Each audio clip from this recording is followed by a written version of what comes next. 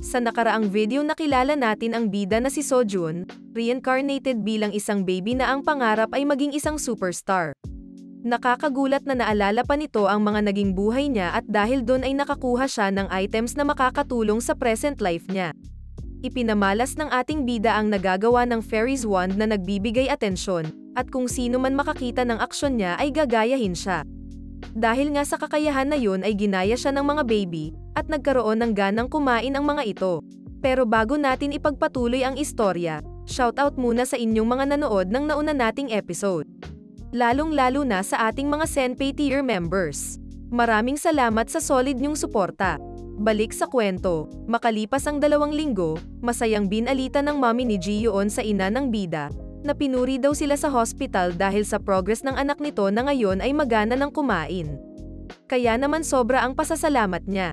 Nagpasalamat din ang ina ni Mina sa mama ni Lee Sojun, dahil kumakain na daw ng maayos ang kanyang anak, kahit hindi na panoorin ang video ng bida. Ang isang naman, ay sinabi na ang kanyang mga anak daw, ay confident na. Nagtawanan naman sila, kaya ang kanilang mga anak, ay masaya rin dahil nakikita nilang tumetawa ang kanilang mga mommy. Habang ang ating bida, ay nakatingin lang sa kanila. Napatanong ito, na kahit sa video daw ay effective ang fairy's wand ability. If ang kakayahan ng fairy's wand ay kayang i-activate kahit pa sa pamamagitan ng video magiging madali lang raw ang pangarap nitong maging isang superstar, kaya naman napatawa ito. Hindi naman ito maintindihan ng kapwa niya baby. Tinanong naman ang ina ng bida, na kung okay lang sa kanya i-upload sa YouTube ang video ni Lee Sojun. Nagulat naman ito sa iminungkahi nito. Masayang sinabi ng mama ni Mina dito na gumagamit daw siya ng YouTube, at ina-upload niya din sa VLive ang mukha ng kanyang anak. Habang pinapakita ang video kung saan naubos daw lahat ni Mina ang kanyang pagkain, tila kinakabahan naman ang kanyang mommy dahil aksidente nitong nasabi na kumakain na ng maayos ang anak nito. Pero okay lang iyon sa kanya dahil hindi naman daw nabanggit ang kanyang anak sa video. Marami ang nag-comment kung paano daw nila mapapakain ang kanilang mga babies. Nabanggit naman nito na hindi niya sinabi ang tungkol sa video ni Sojun.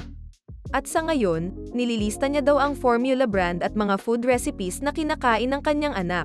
Muli niyang tinanong ang ina ng bida, kung okay lang sa kanya na i-upload ang video ni Sojun sa YouTube, para matulungan pa ang ibang mommies.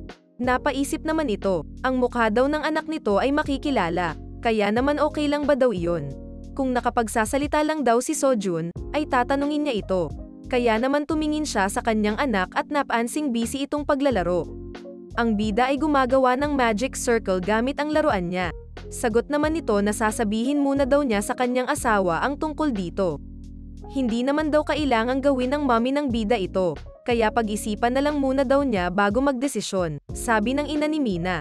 Lipat naman muna tayo sa building kung saan nagwo-work ang dad ni Sojun. Napawaw naman ang tatay nito dahil sa cute na picture ng kanyang anak. Tila napakabilis daw nitong lumaki. At nang bigla naman siyang tanungin ng kaibigan nito na kung yun ba ang anak niyang si Sojun. Natanong nito kung gusto pa din ba daw niya ang ipinadala nitong orc. Dito ay pinakilala na siya pala, ay si Kim Hee-sang kaibigan ng mga magulang ng bida. Napatakip naman sa mukha ang daddy ni Sojun at na-speechless. At ang kanyang kaibigan ay napakamot sa ulo. Naisip nito ong time na dinala niya ang regalo sa kanila at iniisip kung matatakot daw kaya ang bata sa ibibigay nito. Hindi niya alam na magugustuhan pala ito ni Sojun, at ang ibang laruan nito ay pinagtatapon. Natulala naman ang kanyang daddy at si Kim Hee-sang nang gawin iyon ni Sojun. Bigla naman pumasok at tila sumisigaw ang ina ng bida. Galit na galit ito sa kanyang asawa, dahil sino ba daw ang magbibigay ng ganyang klaseng laruan sa isang baby. Nang dahil sa pangyayari na yon napangiti na lang ang kaibigan nito, at sinabing si Sojun daw ay may unique tastes. Ngunit hindi naman nag-agree ang daddy ng bida sa sinabi nito, tanging ito lang daw ang nagsabi niyan. Pero ang laruan daw nito ay naging mandatory doll na niya. Pagkatapos, ay pinanood naman nila ang video ni Sojun. Bakit kinakaway daw nito ang kanyang mga kamay? Sagot naman ng daddy ng bida, sobrang excited lang daw ng kanyang anak. Ang mga babies ba daw ay na-e-excite pag oras na ng pagkain nila? Nagtataka naman sila, nasabi naman ng kaibigan nito, na siguro ay gusto lang daw ni Sojun ang camera, kaya naman napapakaway ito ng kamay, dahil nga sa excited ito. Natanong naman ng daddy ng bida sa kanyang kaibigan na yun ba ang iniisip nito. Masayang nakataas ang dalawang kamay ni Sojun. Tunay ngang ipinanganak ang bida para maging isang artista. Kinagabihan pumunta naman tayo sa bahay ng bida. Hawak ng daddy niya ang laruan ni Sojun, ang King of Skeleton na si Lich King Edmund. Naalala naman niya ang binigay na script ni Kim Hee-sang, at sinabi nito na si Sojun daw ay mahilig sa realistic na dialogue. Sinubukan niyang sundin ito at napaisip pa nga, ngunit hindi niya daw kayang piliting basahin pa ito. Papa, sabi ni Sojun, at hinawakan ng bida ang script niyo. Wala siyang nagawa, kaya naman habang hawak nito ang laruan na skeleton ng kanyang anak, ay binasa niya na rin. Aking mga nasasakupan, sundin ang aking mga utos. Nagulat naman ang bida, at ang kanyang mom naman, ay masayang nanonood sa kanila. Sinabihan siya ng kanyang asawa, na gusto ng kanilang anak na lagyan niya pa ng emosyon ang pagbabasa. Pero mas gusto daw ni Sojun ang ganun sagot nito. Nag-enjoy daw makipaglaro ang kanyang anak kay Kim Hee-sang. Umagri naman ang bida. Tinanong naman siya ng kanyang daddy kung ang gusto daw ba nito ay itigil na pag-uusapan nilang mag-asawa at maglaro na lang sila. Pumayag naman siya sa gusto ng anak. Natalo naman ang laruan nitong King of Skeleton. Panalo sa laro ang bida, kaya naman masaya ito, ganun na din ang kanyang ina. Sobrang saya ni Sojun. Tila napapasigaw pa ito, at napataas pa ang kanyang mga kamay sa tuwa. Nag-usap ang mga magulang niya at nabanggit ng kanyang ina na iniisip niya kung i-upload kaya nila ang videos ng kanilang anak. Natanong naman ng asawa nito, na paano kung questionin sila na nagkanilang anak kung bakit nila ina-upload yun kapag lumaki na ito, ano daw ang gagawin nila.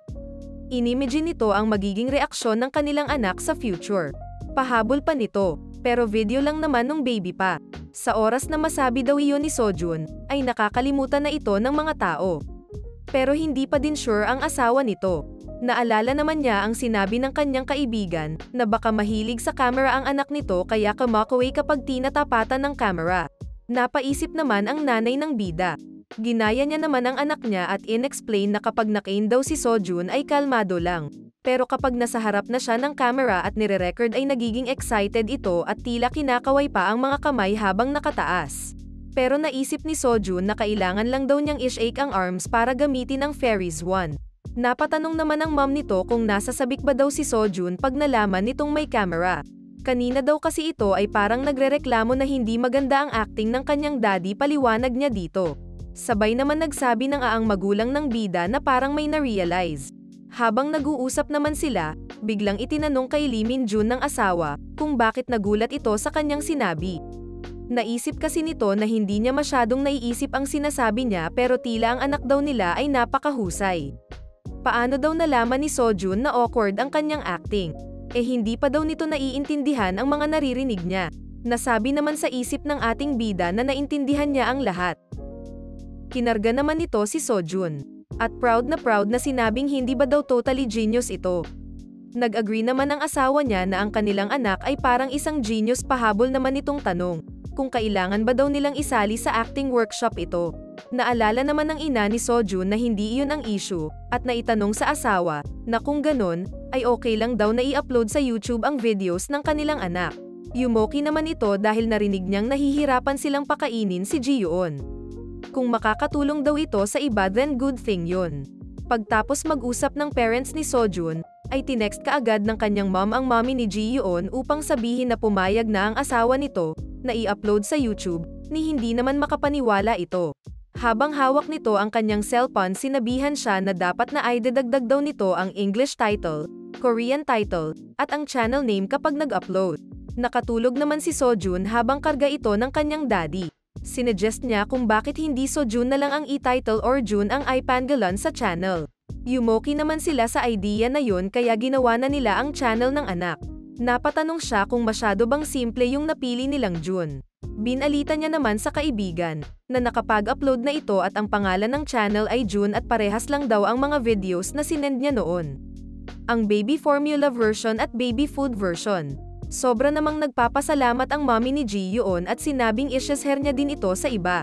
Matapos ma-upload ang videos ni Sojun, ay pinanood ito ng mga mommies sa kanilang babies, at ang mga ito nga ay nagkaroon ng ganang kumain. Maraming baby ang natuwa sa videos na ito. Nirecommend naman sa post na panoorin nila ang mga videos ni Sojun, dahil ito daw ay effective para sa mga baby na hindi kumakain. Sabi doon na magkakaroon daw ng gana ang anak nila pag pinapanood nila ito. Marami namang mga comments na nagsasabi na effective nga, merong ilan nagsabi na nakatulong sa anak nila. Pero meron din iilang nagsabi na hindi naman ito umepekto sa kanilang anak. Grabe, umabot na nga sa halos 1,000 ang nag-comment sa video na ito. At dahil kalat na nga sa social media, meron namang nakapansin ng post na ito, at napatanong kung ano ang gagawin nila. Ano kaya ang tinutukoy ng babaeng ito? Sino kaya siya at ano ang magiging papel nito sa pangarap ng ating bida? Well, malalaman natin sa next episode. Kung nagustuhan mo ang istoryang ito, siguraduhing mag-like at subscribe at pindutin mo na din ang notification bell below para updated ka sa mga next uploads namin. Maraming salamat sa panonood, Oni-chan.